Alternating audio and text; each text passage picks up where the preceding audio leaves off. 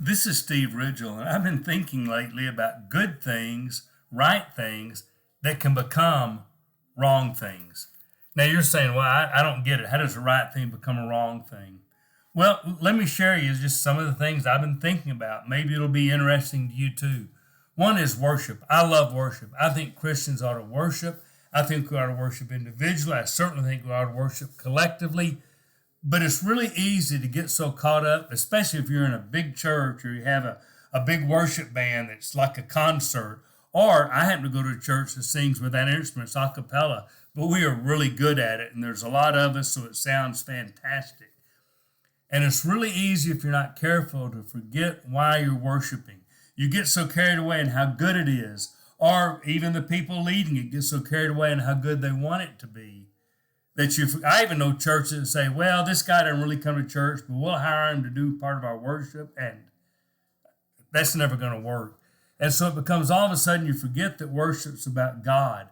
It's about glory, adoration, honor to God, and it's not about how good it is, but it's really easy to take worship, which is a good thing, a right thing, and change it into a wrong thing by forgetting what it's about.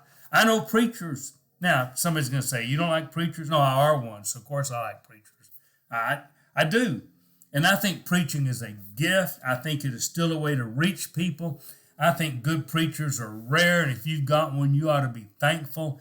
But I tell you what, it's really easy for the right thing of preaching to become the wrong thing. It's a little bit like worship.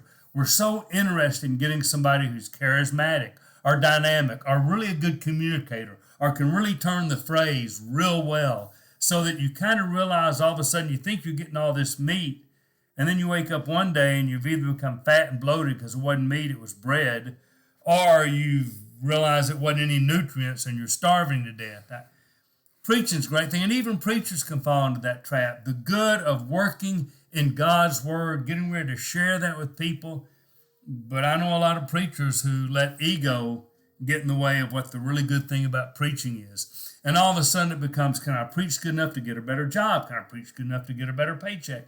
Can I preach good enough that everybody will say, wow, what great preaching. Now, I've had my share of that kind of thing, and I tell you the only thing that always bothers me is when I look for it, when I like it, when they say, boy, I kind of don't know if good preaching ought to have everybody coming out saying, wow, that was great. So, even preaching can become that way. I'll tell you another one. We work with a lot of people who are trying to kick their addictions. And it's a really good thing to realize how long you've gone without a drink, for instance. But it can flip over into a really bad thing when you start saying, I have a chip for 30 days. I have a chip for... It has been 3 years since I did. I have gone so long. And if you're not careful, you become more interested in the credibility of the statistic and not the amazing thing God is doing in your life. And of course, if you ever slip and have to say, my 387 days, I'm now working on day one again. That's fine, but if you put your emphasis on the stats, what could have been a good thing, a right thing, becomes a wrong thing. Same thing with church buildings. Nothing wrong with it. I'm not sure I'd say they're right, because we're not ever commanded to have a church building, and you don't have to have one, and sometimes they can do a lot of damage. But I'm going to tell you, church buildings they can be a tool for a lot of ministry, unless you become consumed with the raising the money to build a bigger, better, nicer. So you get the point.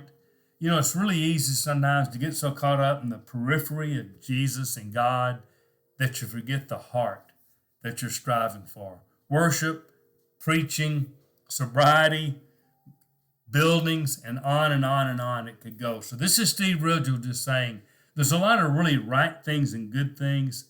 Let's just make sure we don't let them slip into the wrong thing.